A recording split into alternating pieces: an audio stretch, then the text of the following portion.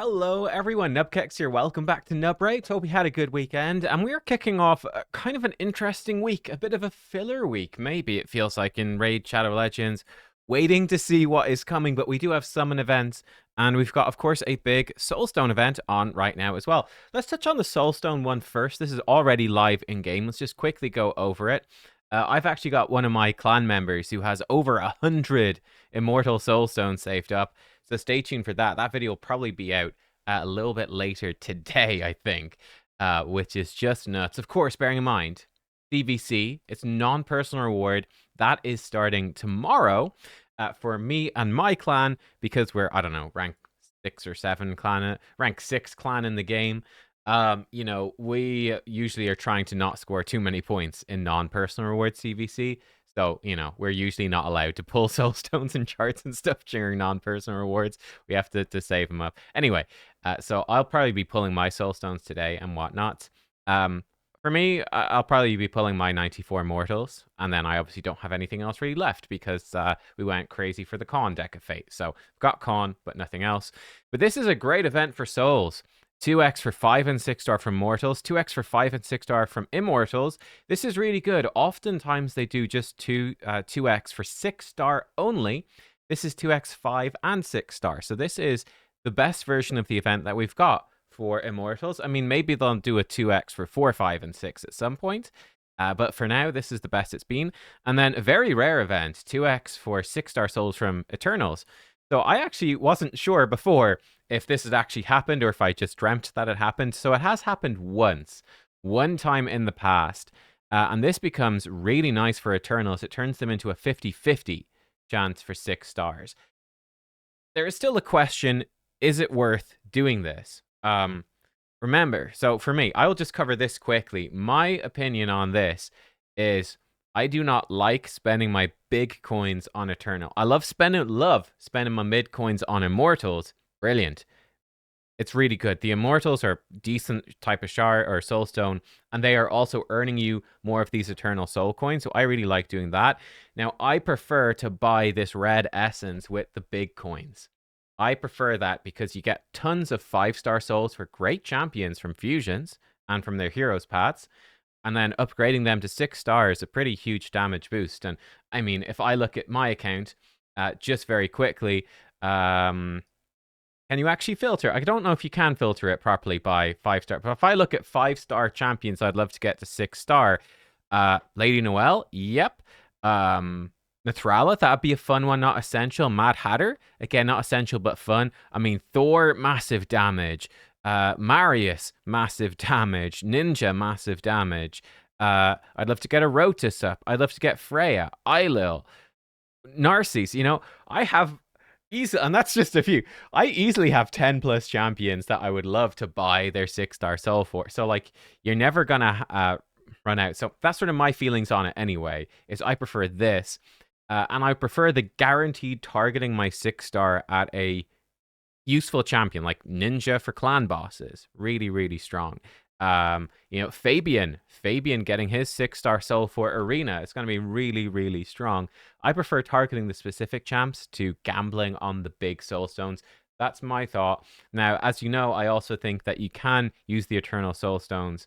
Let's say you get some just Eternal straight up. I think it's fine to gamble. I think you can also save them up for decks of fate. Like we've seen that with Freya and with Con. Con was certainly controversial.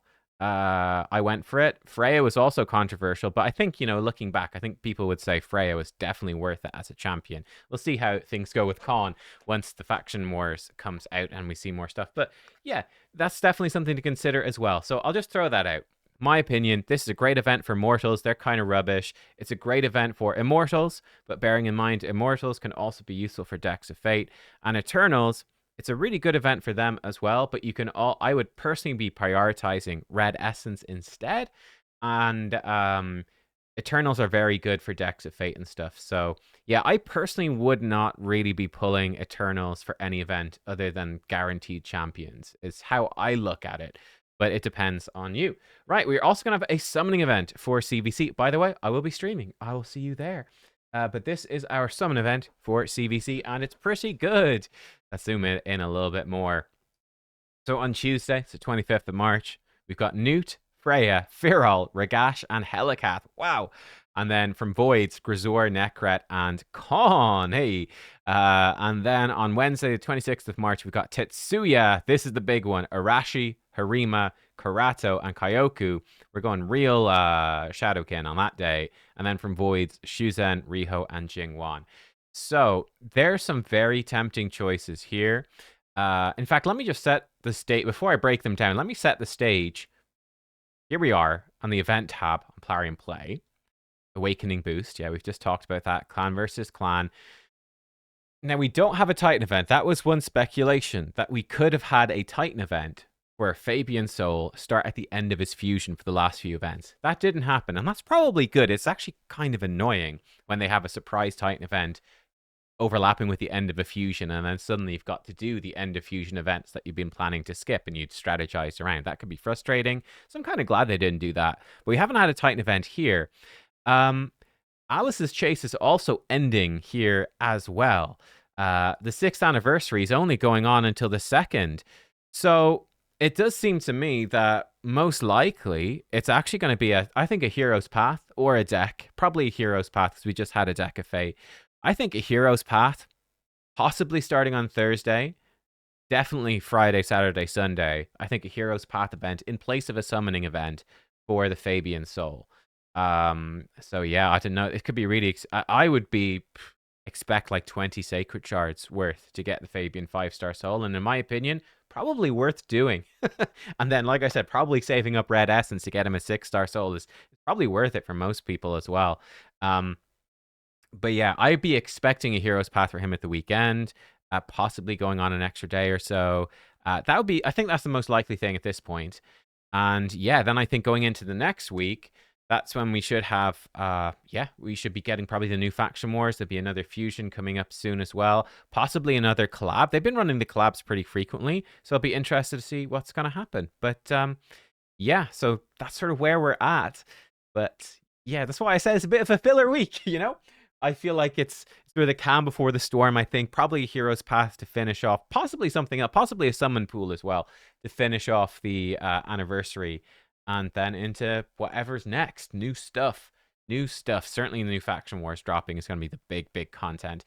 Going back to these champions, Newt is obviously amazing. If you don't have a Newt, he is an absolute, there's no question. He can be an absolute game changer, especially Newt plus Marius. Throw in a reset champion and bam, you start to unlock a bunch of strategies for dungeons, which is super valuable. So Newt's extremely good. I'm actually going to combine, we're going to do it like this. I think Tetsuya is also, I'm very hyped about this faction unity. Now, I didn't get to test him, but from what I've heard, this guy is a damage machine. The Shadowkin faction unity, yeah, he just has huge, like this A2, we talked about it before, right? This can be a 4-hitter if the target's turn meter is less than 50%, and he ignores defense equal to their turn meter. And he resets the skill if he kills someone. This is potentially just one of the biggest nukes in the game. Absolutely monstrous. Then his A3, it's a ridiculous nuke as well, with stealing turn meter.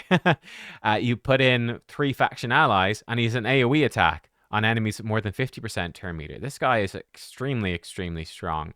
Yeah, I think he's got huge potential for pretty much every boss in the game.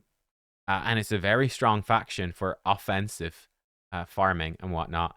So I think he's very strong. I think in Arena it's a lot harder. It's quite dependent on having a Shuzen, I would say. But if you've got Shuzen, this guy becomes absolutely terrifying in Arena. And you've got other good Arena champs in there like Mikage, Harima, Yumiko as well. Iyasu is very strong too. So you definitely have options. I guess they might just ban your Shuzen, you'd be in trouble. But, you know, definitely for Classic and Tag and Siege, very strong as well.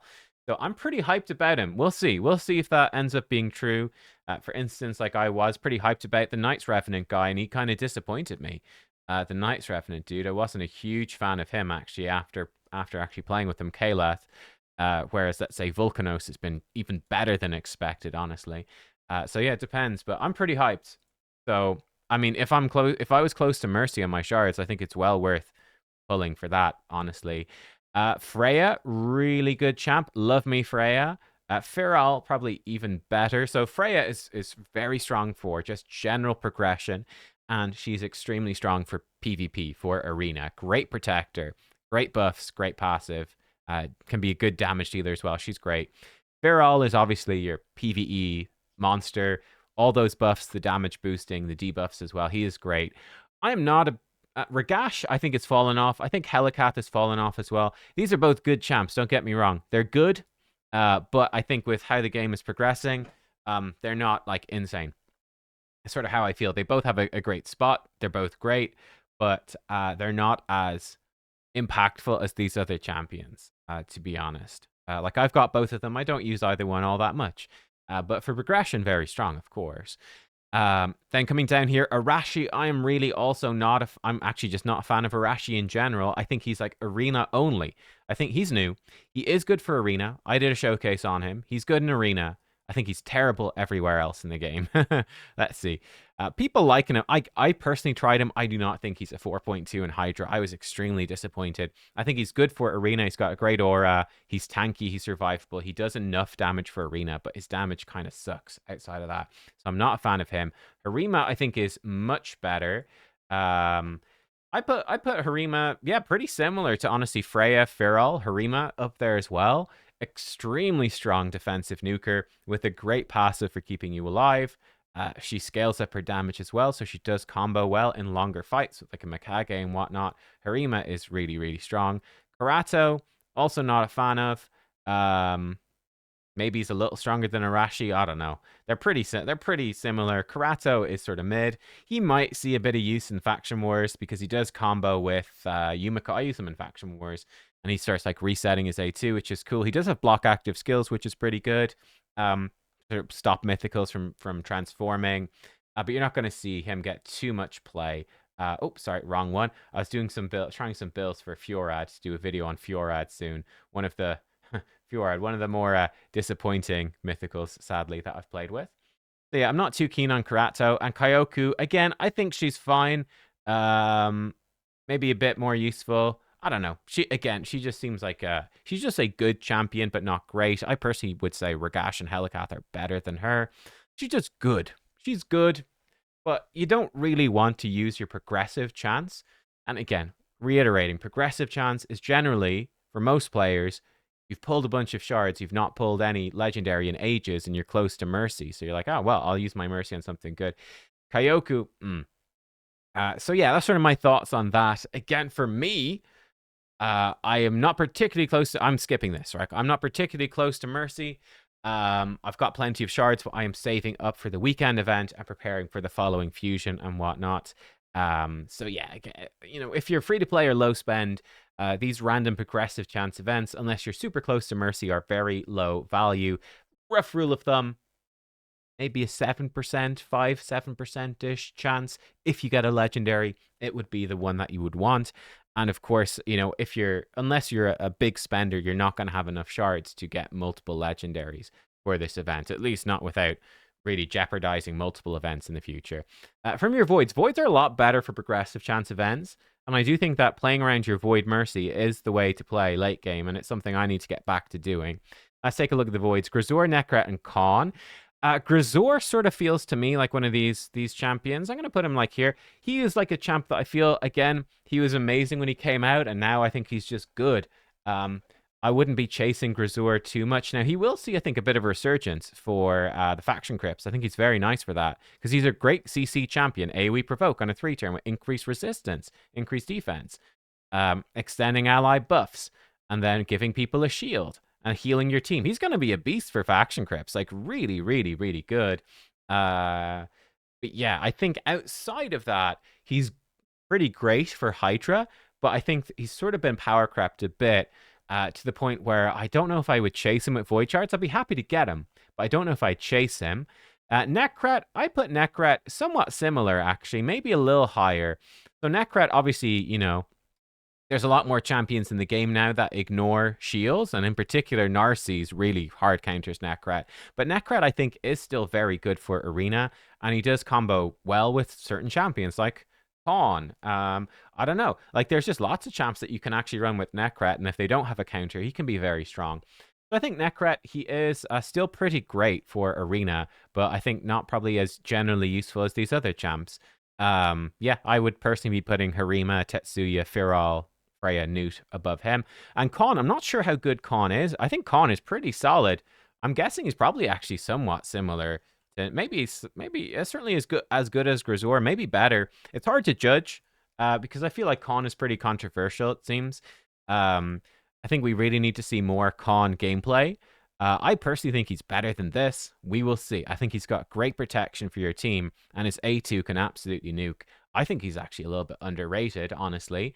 So yeah, we will see when we see more con stuff. For now, obviously, I wouldn't recommend pulling for him here. Really, I think if you wanted con, you should have got him in the guaranteed event. So yeah, it'd be quite strange to skip a guaranteed event and then pull in a progressive. That just doesn't make any sense. So I wouldn't be recommending him. Now, Shuzan is my pick. Shuzan is my pick. In fact, I put Shuzan probably up here. Riho is very good as well.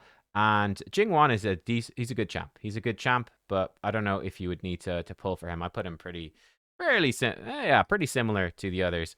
So that's sort of my thoughts on these. Yeah, Shuzan is fantastic. Like I said, Shuzan is sort of almost needed for Tetsuya because of her A2, giving him an instant turn, increased attack, crit damage, crit rate. He'll just go crazy. Um, she's got the turn meter boosting. She's got the really good speed aura.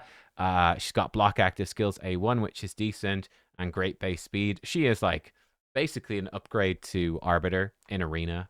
Generally, like, Arbiter has the revive, but her revive's not that good.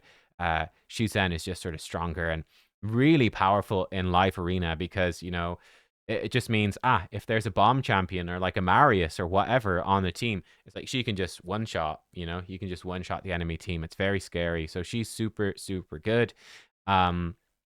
Yeah, Riho is very good as well for those single target bosses and debuffing. So she's very solid. She's just a really good champion. And Jingwan is actually pretty good as well. He's AoE block active skills and block buffs and buff stripping here. He's going to be a freaking monster. And he's got you protection from CC. He's going to be a freaking monster in Faction Wars, hard. And yeah, he's just a good champ. He's a good Hydra champ with AoE block buffs. He's actually pretty good arena champ with AoE block active skills early game, the buff strip. Late game, obviously, Stone Skin messes him up. I think he's good, though. He's a good champ. And yeah, this seems about right. Actually, I'd probably be rating Nekret a bit higher. I put Nekret and Riho pretty similar. And then I'd probably be looking for Khan over Jingwan and Grazur over Jingwan. So yeah, I'd be saying for Voids, Shuzhen number 1. And I'd probably be looking for, I think, Nekret or Riho joint second. I'll put them second and second. And yeah, I probably put it like that. I don't think we don't need a third. We've got 3 options. That's what I'd be looking for personally. And from your ancients, I would be putting I don't know, probably Tetsuya number 1, probably Newt number 2. I'm probably Firal third and Harima third. I put them joint third. So it's up to you. Firal for PvE, Harima for PvP. Firal being in top teams for Chimera, Hydra, presumably Demon Lord as well, though who cares? And Harima being really good in PvE, but very strong for Arena. There's lots more Arena options now, of course, but she's still really good. And there's not that many good defensive nukers anyway. So yeah, that's sort of how I would look at it. Let me know what you think about that, but that's sort of what I think.